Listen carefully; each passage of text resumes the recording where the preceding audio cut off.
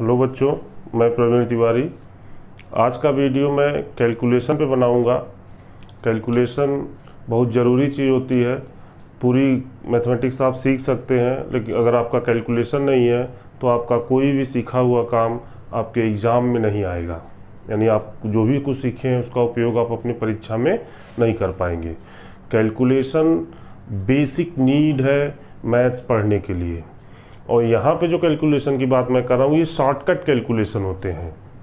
जैसे गुणा कैसे करना है, स्क्वायर कैसे निकालना है, स्क्वायर रूट कैसे निकालना है, ठीक है, क्यूब है, क्यूब रूट है। तो इन सब का जो बेसिक कॉन्सेप्ट होता है, जो शॉर्टकट होता है, वो मैं आज आपको सिखाऊंगा। और ये बहुत अच्छे होते हैं। अगर एक बार आप इनको ज़्यादा नहीं, एक सप्ताह की प्रैक्टिस करके अगर आप इसको अपने से यूज़ टू कर लेते हैं तो आपको काफ़ी अच्छा भी लगेगा और आपके नंबर ऑफ अटेम्प्ट्स जो परीक्षा में होते हैं वो बढ़ जाएंगे। ठीक है, यानी जो भी समय आप बचाएंगे वो समय आप कहाँ उपयोग करेंगे? आप अपने क्वेश्चन पेपर में ही उपयोग करेंगे, तो आपके नंबर ऑफ अटेम्प्ट बड़े आसानी से बढ़ जाएंगे।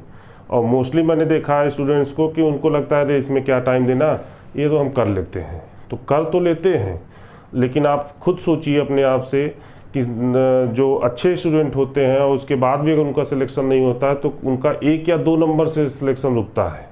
तो 1-2 नंबर का जो बात होती है वो उनकी नॉलेज का पे कोई क्वेश्चन मार्क नहीं होता है, केवल उनका टाइम मैनेजमेंट बिगड़ गया, यानी उन्होंने 1-2 क्वेश्चन कम किया उसी पर्टिकुलर टाइम में। तो ये इम्प्रूव करने का एक ही तरीका है कि आपका कैलकुलेशन जितना अच्छा हो, जितना फास्ट हो। और कैलकुलेशन फास्ट होने के लिए आपको सबसे इम्पॉर्टेंट पॉइंट ये होना चाहिए कि आपको टेबल्स याद होने चाहिए, एटलीस्ट 20। कहने वाले तो बहुत बोल देते हैं, 50 तक बोल देंगे, लेकिन नहीं, उन सब में मैं बिलीव नहीं करता हूँ। जो आसानी से किया जा सकता है और जिसकी उपयोगिता हो, हम उतना ही काम करेंगे। यानी अगर आपको 20 तक टेबल नहीं याद है तो आगे याद कर लीजिए, और उसके बाद आप देखेंगे कि जो शॉर्टकट होते हैं ये बहुत ही तेज़ी से चलेंगे और आपका समय भी बचेगा। ठीक है, तो अब हम आते हैं सीधे, आपको सबसे पहले मैं मल्टीप्लाई करना सिखाऊंगा। ठीक है, देखिए।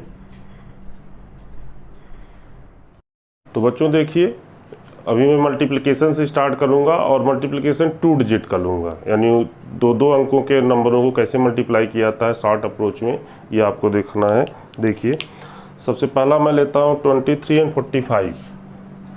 23 और 45, ठीक है, इसको मल्टीप्लाई करना है। तो स्कूल लेवल पे तो आप सभी लोग जानते ही हैं कैसे किया जाता है, वो उसमें हमें नहीं जाना है। हम आपको वो अप्रोच बताएंगे जिससे आप बहुत ही शॉर्ट अप्रोच से कर लेंगे। और प्रोसेस देखिए यहाँ से स्टार्ट हो रहा है, ये एक सिंबल है। सबसे पहले आपको इन दोनों डिजिट्स को आपस में मल्टीप्लाई करना होगा। ठीक है, इन दोनों डिजिट्स को आपस में मल्टीप्लाई करना होगा।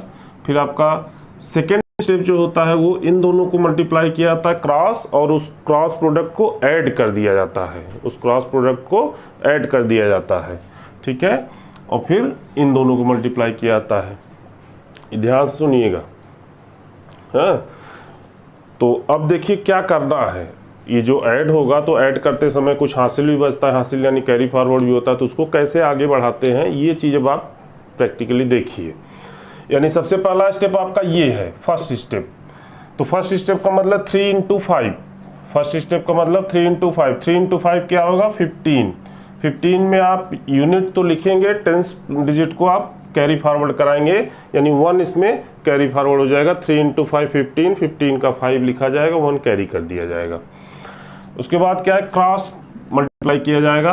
क्रॉस का मतलब 2 × 5 10 एंड 4 × 3 12। 2 × 5 10 एंड 4 × 3 12। 10 एंड 12 22। 22 में इस कैरी फॉरवर्ड को ऐड कराइए, 23। ठीक है, 23। और अब आपका कैरी बचा कितना? 2, क्योंकि 23 में 3 लिखा जाएगा, 2 कैरी कर दिया जाएगा। तो 1 आप काट दीजिए, हटा दीजिए। और उसके बाद क्या करना है? 2 × 4, यानी इन दोनों डिजिट्स को, इस सिंबल को फॉलो करते हुए आएंगे। 2 × 4 8, 8 + 2 10।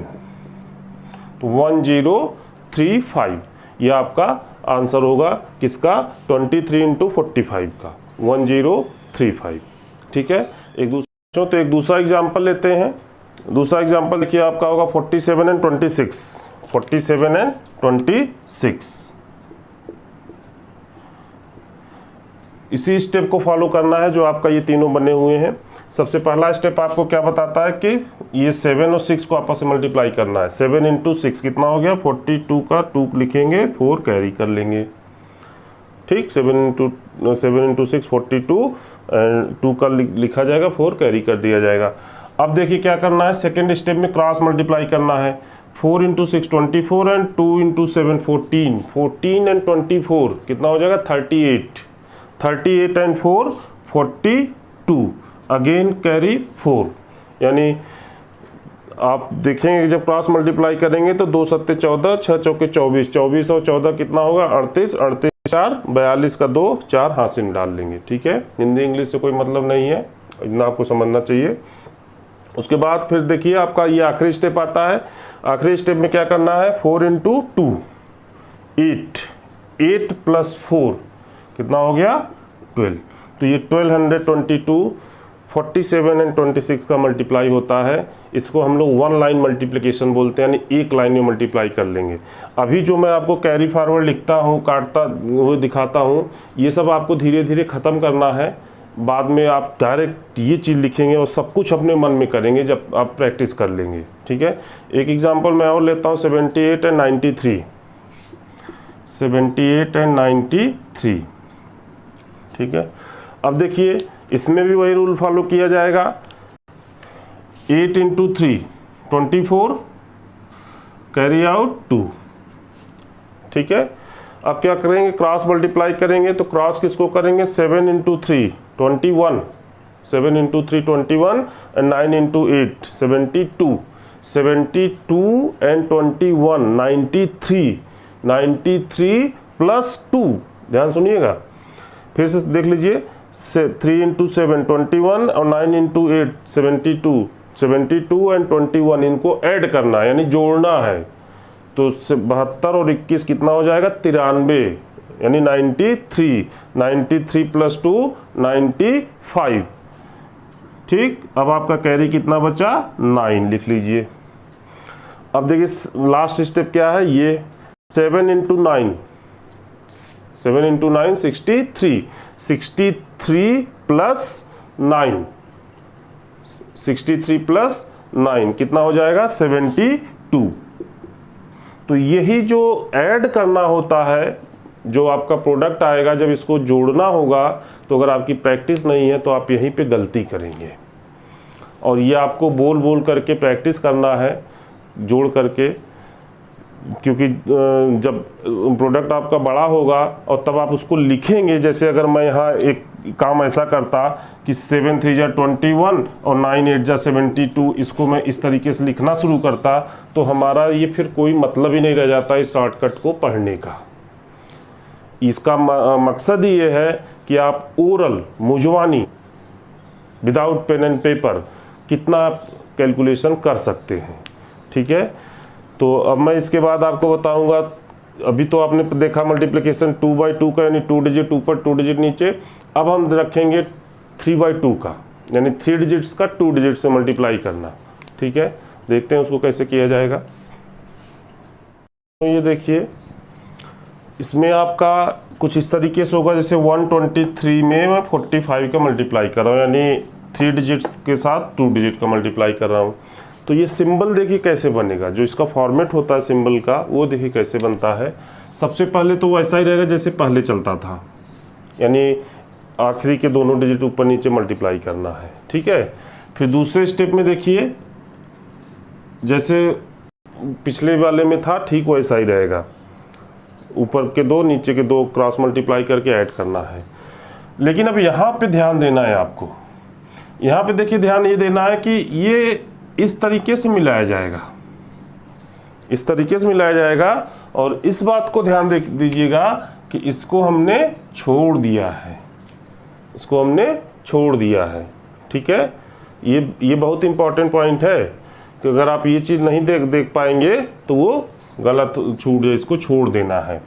और उसके बाद फिर आपका आखिरी स्टेप देखिए क्या होगा, ये होगा। ठीक है, तो अब देखिए मैं इसको यूज़ करता हूँ, इस पूरे सिंबल का कैसे यूज़ करना होगा। सबसे पहले आपका ये होगा 5 × 3 15, कैरी आउट 1। ठीक, फिर क्या है, ऊपर नीचे दोनों जो डिजिट्स हैं इनको आपस में मल्टीप्लाई कर दिया जाए। 5 2 जा 10 एंड 4 3 जा 12, 10 एंड 12 22, 22 एंड 1 23, नाउ कैरीज 2। ठीक है, ठीक है। तो अब आप देखिए यहाँ पे कि आपको किसको छोड़ना है, आपको अब 3 को छोड़ देना है, अब 3 नहीं रखना है। अब क्या करना है, 1 × 5 प्लस 2 × 4, तो 1 × 5 5 plus 2 × 4 8, 8 and 5 13, 13 and 2 15, now carries 1। ठीक है, कैरीज 1। समझिएगा ध्यान से, फिर से एक बार सुन लीजिए कि तीसरे वाले स्टेप में क्या करना है।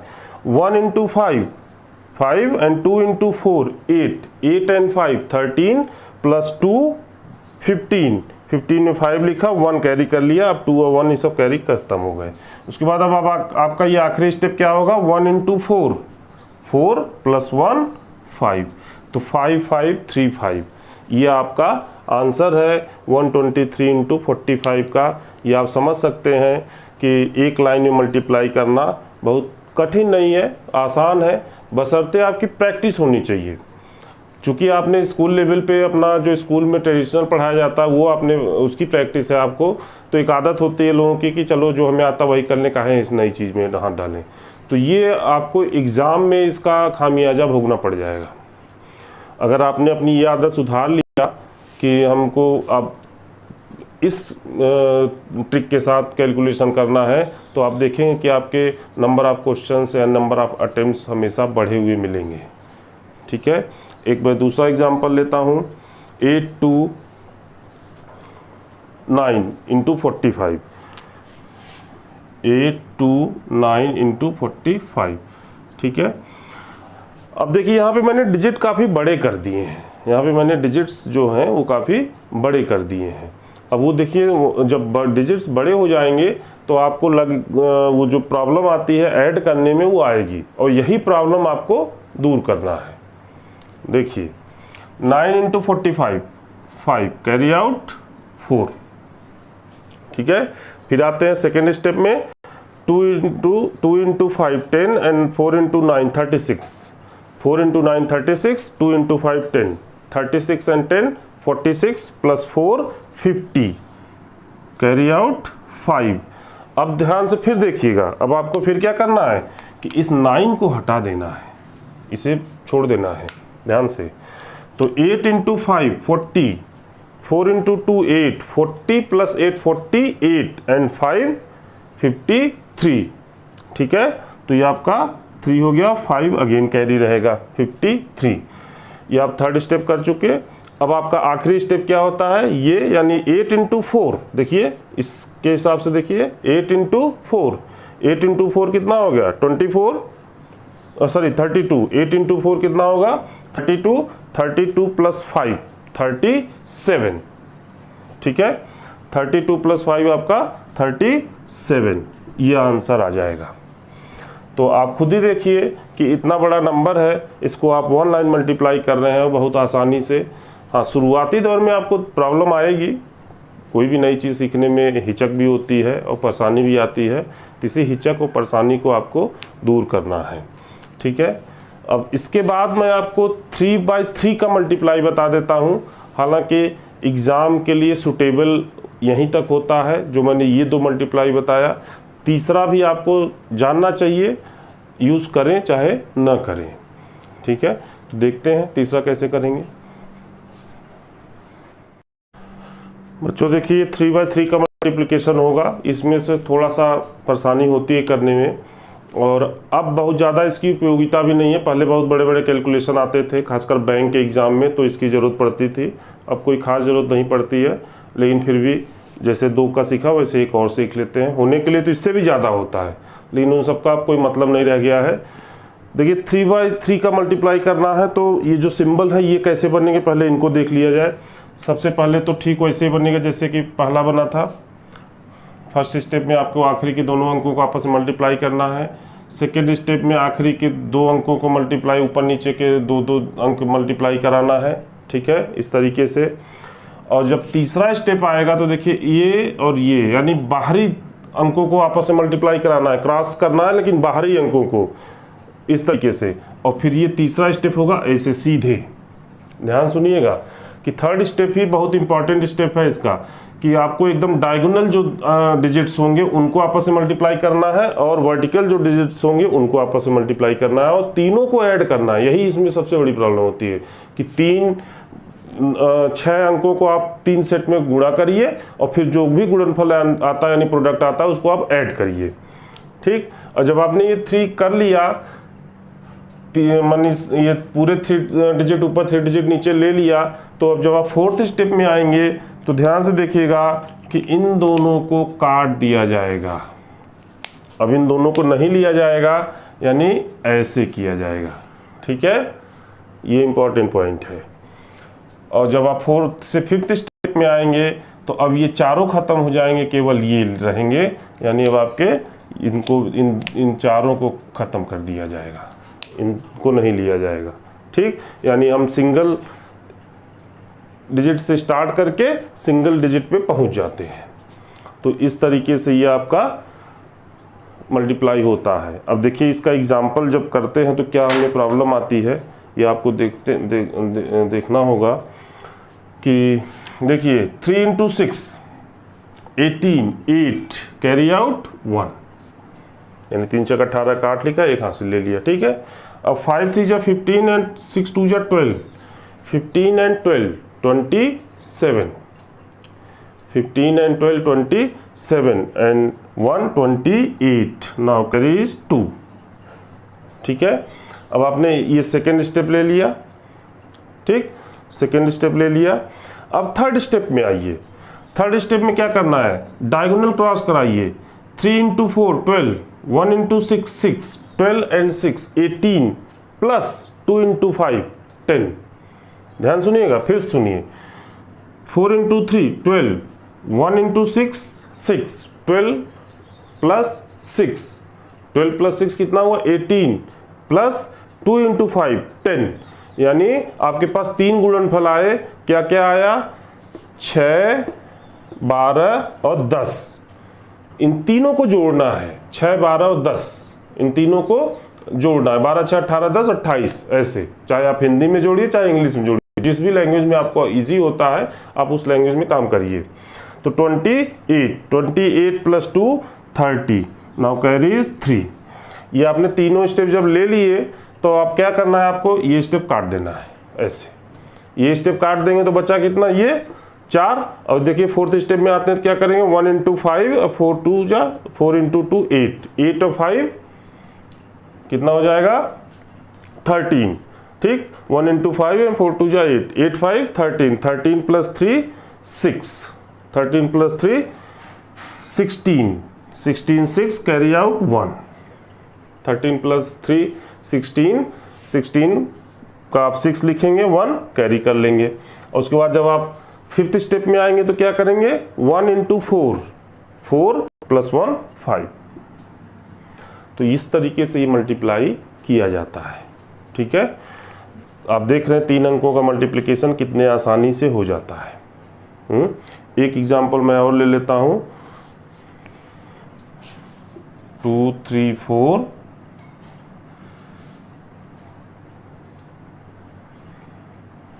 3 4 5। इसका मैं एक एग्जांपल और ले लेता हूं, ठीक है। देखिए क्या होगा, 5 4 = 20 0 कैरी आउट 2, 5 4 = 20 0 कैरी आउट 2। उसके बाद क्या करना है, सेकेंड स्टेप में आपको क्या करना, 5 3 = 15 and 4 4 = 16, 15 and 16 31, 31 and 2 33, now carries 3। अब आइए थर्ड स्टेप में। थर्ड स्टेप में आपको इन 6 के 6 डिजिट्स को मल्टीप्लाई करना है। कैसे मल्टीप्लाई करना है, 2 × 5 10, 3 × 4 12, 10 and 12 कितना हो जाएगा 22 एंड 4 3 = 12, 22 and 12, 36, सॉरी 34। फिर से सुनिए, 3 into 4 12, 5 into 2 10, 10 and 12, 22 plus 3 into 4 12। तो 22 में 12 और ऐड करेंगे 34, 34 प्लस 3 37 में आप 7 लिखेंगे, 3 अगेन कैरी कर देंगे।